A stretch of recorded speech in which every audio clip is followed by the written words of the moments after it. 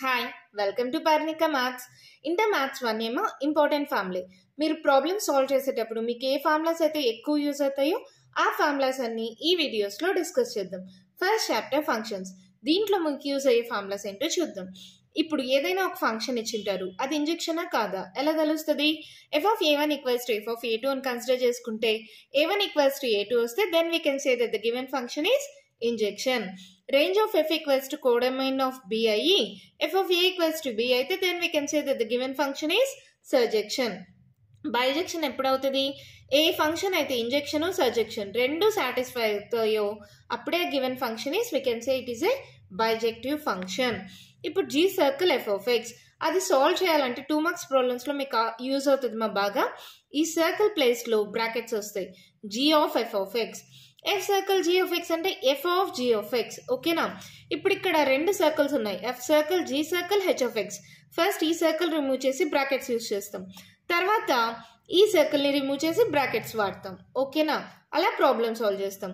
మళ్ళీ నెక్స్ట్ మీరు డొమైన్స్ కనుక్కుంటాం కదా, find the domain and ranges అంటారు కదా, అక్కడ మీకు ఈ రెండు ఫార్ములాస్ బాగా యూజ్ అవుతాయి మా.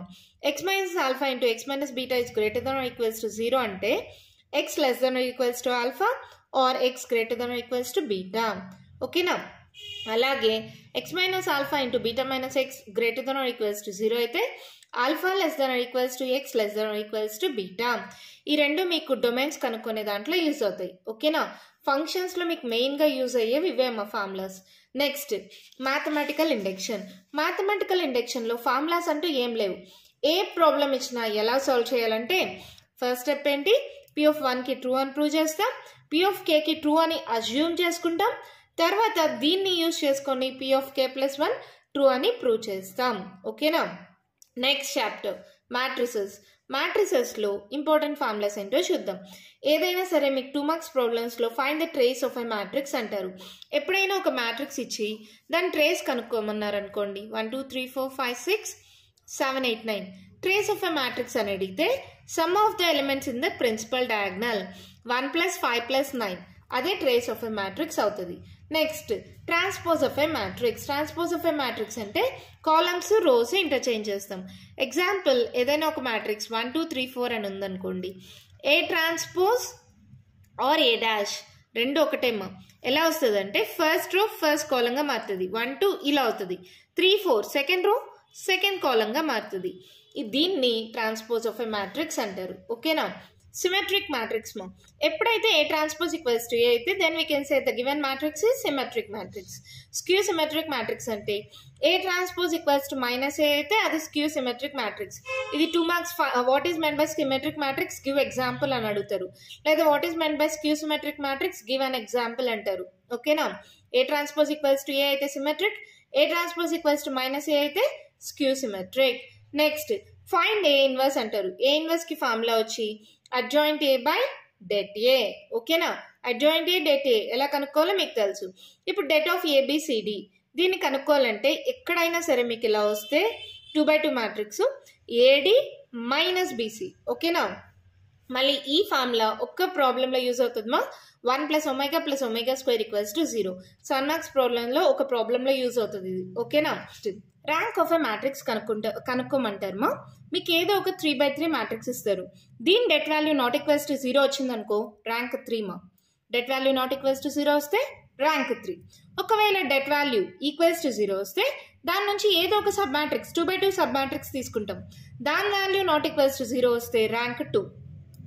ఇది రెండు సాటిస్ఫై అవ్వాలి. డెట్ వాల్యూ ఈక్వల్స్ టు 0 వచ్చి sub matrix not equals to 0 వస్తే ర్యాంక్ 2 అవుతుంది. అలా కాకుండా మ్యాట్రిక్స్ ఏదైనా ఒక మ్యాట్రిక్స్ ఇచ్చి దీని డెట్ వాల్యూ 0, ఏ సబ్ మ్యాట్రిక్స్ తీసుకున్న దాని డెట్ వాల్యూ కూడా 0నే, అలా వస్తే ర్యాంక్ 1 అవుతుంది.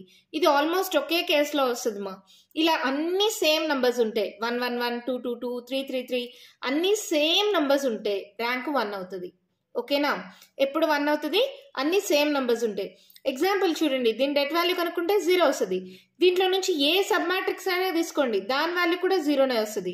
సో దాని ర్యాంక్ 1 అవుతుంది. ఎప్పుడు ర్యాంక్ 3 2 1 అవుతుందో అర్థమైందా? నెక్స్ట్ ఇప్పుడు AX ఈక్వల్స్ టు D అని ఉంటుంది. ఇప్పుడు rank of A rank of AD కనుక్కుంటాం. దట్ ఈక్వల్స్ టు 3 వచ్చింది అనుకో, దానికి యూనిక్ సొల్యూషన్ అంటే ఒకే సొల్యూషన్ ఉంటుంది. తర్వాత rank of A equals to rank of AD అయ్యి ఈజ్ లెస్ దాన్ 3 అంటే ర్యాంక్ అనేది 2 కానీ 1 కానీ ఉంటే ఇన్ఫినిట్లీ మెనీ సొల్యూషన్స్. తర్వాత rank of A rank of AD not equal అయితే ఇట్ హ్యాస్ నో సొల్యూషన్స్. ఈ రెండు కన్సిస్టెంట్ సిస్టమ్ కింద వస్తే ఇది ఇన్కన్సిస్టెంట్ సిస్టమ్ కిందకి వస్తుంది. ఓకేనా? ఈ రెండు ర్యాంక్స్ ఈక్వల్ 3కి ఈక్వల్ అయితే యూనిక్ సొల్యూషన్. ఈ రెండు ఈక్వల్ కానీ లెస్ దాన్ 3 అయితే ఇన్ఫినిట్లీ మెనీ సొల్యూషన్స్. ఈ రెండు ర్యాంక్స్ నాట్ ఈక్వల్ అయితే నో సొల్యూషన్. ఈ రెండు కన్సిస్టెంట్ సిస్టమ్ కిందకి వస్తుంది, ఇది ఇన్కన్సిస్టెంట్ సిస్టమ్ కిందకి వస్తుంది. ఓకే కదా? Next matrix multiplication. ఏదైనా సరేమ్మా మీకు రెండు మ్యాట్రిక్సెస్ ఇచ్చి ఆ రెండింటిని మల్టిప్లై చేయమంటే ఫస్ట్ మ్యాట్రిక్స్ సెకండ్ మ్యాట్రిక్స్ ఇప్పుడు AB తీసుకుందాం. దీని యొక్క ఆర్డర్ 3/2 అనుకుందాం. దీని యొక్క ఆర్డర్ 2/3 అనుకుందాం. దీంట్లో ఉండే కాలమ్స్ దీంట్లో ఉండే రోస్కి ఈక్వల్ అయితే మాత్రమే మ్యాట్రిక్స్ మల్టిప్లికేషన్ పాసిబుల్ అవుతుంది. ఫస్ట్ మ్యాట్రిక్స్లో ఉండే నంబర్ ఆఫ్ కాలమ్స్ సెకండ్ మ్యాట్రిక్స్లో ఉండే నంబర్ ఆఫ్ రోస్కి ఈక్వల్ అయితే మాత్రమే మ్యాట్రిక్స్ మల్టిప్లికేషన్ పాసిబుల్ అవుతుంది. Next singular matrix. Debt value 0 అయితే అది సింగులర్ మ్యాట్రిక్స్, ఒకవేళ లేకపోతే దాన్ని నాన్ సింగులర్ మ్యాట్రిక్స్ అంటారు. నెక్స్ట్ మా 7 మార్క్స్ ప్రాబ్లమ్స్లో యూజ్ అవుతుంది క్రామర్స్ రూల్. ఎలాగా? ఏదైనా ఒక మీకు 3 ఈక్వేషన్స్ ఇస్తారు, దాని నుంచి AXD రాసుకుంటారు. డెల్టా అంటే దీనికి డెట్ వాల్యూ కనుక్కుంటే అది డెల్టా. డెల్టా 1 అంటే A1 A2 A3 ప్లేస్లో D1 D2 D3 సబ్స్టిట్యూట్ చేస్తే అది డెల్టా 1. డెల్టా 2 అంటే సెకండ్ కాలం చేంజ్ చేస్తారు. డెల్టా 3 అంటే థర్డ్ కాలం చేంజ్ చేస్తారు. అలా డెల్టా 1 డెల్టా 2 డెల్టా 3 కనుక్కున్న తర్వాత x equals to delta 1 by delta, y equals to delta 2 by delta, z equals to delta 3 by delta. ఇదే మా క్రామర్స్ రూల్. ఏ problem ఇచ్చినా ఇది కానీ మీకు తెలిస్తే ఏ ప్రాబ్లం అయినా ఈజీగా సాల్వ్ చేయొచ్చు. Next matrix inversion method. ఇక్కడ ఏ ఇన్వర్స్ కనుక్కుంటే చాలు మా x equals to A inverse into D. ఇదే A value X value D value, x equals to A inverse into T. A inverse అంటే adjoint A by det A. అది కనుక్కుంటే ఈజీగా matrix inversion మెథడ్లో మనం x వాల్యూస్ కనుక్కొనేయచ్చు. Next Gauss Jordan method. ఇక్కడ మనము అగ్మెంటెడ్ మ్యాట్రిక్స్ తీసుకుంటాం. అంటే ఏ మ్యాట్రిక్స్ని డి మ్యాట్రిక్స్ని కలిపి అగ్మెంటెడ్ మ్యాట్రిక్స్ తీసుకొని దాన్ని ఎలా కన్వర్ట్ చేసుకుంటామంటే 1 0 0 0 1 0 0 0 1 ఇలా కన్వర్ట్ చేసుకున్న తర్వాత లాస్ట్ కాలం ఉంటుంది కదా ఆల్ఫా బీటా గామా, ఇక్కడ ఏదో ఒక వాల్యూస్ ఉంటాయి. ఆ వాల్యూసే మన ఆన్సర్స్ అవుతాయి. ఇది x వాల్యూ, ఇది y వాల్యూ, ఇది z వాల్యూ. ఓకేనా? ఎప్పుడు ఇది 1 0 0 0 1 0 0 0 1 కన్వర్ట్ చేసుకున్న తర్వాత ఇది x వాల్యూ అవుతుంది, ఇది y వాల్యూ అవుతుంది, ఇది z వాల్యూ అవుతుంది. ఓకేనా? దీంతో ఫస్ట్ 3 చాప్టర్స్కి సంబంధించిన ఇంపార్టెంట్ ఫార్ములాస్ కంప్లీట్ అయిపోయాయి. నెక్స్ట్ వీడియో ఇంకొక 1 అవర్లో అప్లోడ్ చేస్తాను నెక్స్ట్ చాప్టర్స్కి సంబంధించిన ఇంపార్టెంట్ ఫార్ములాస్. ఓకేనా? మీకు ఈ వీడియోలో నేను చెప్పిన ఫార్ములాస్లో ఏమైనా డౌట్స్ ఉంటే కామెంట్ బాక్స్లో ఇవ్వండి.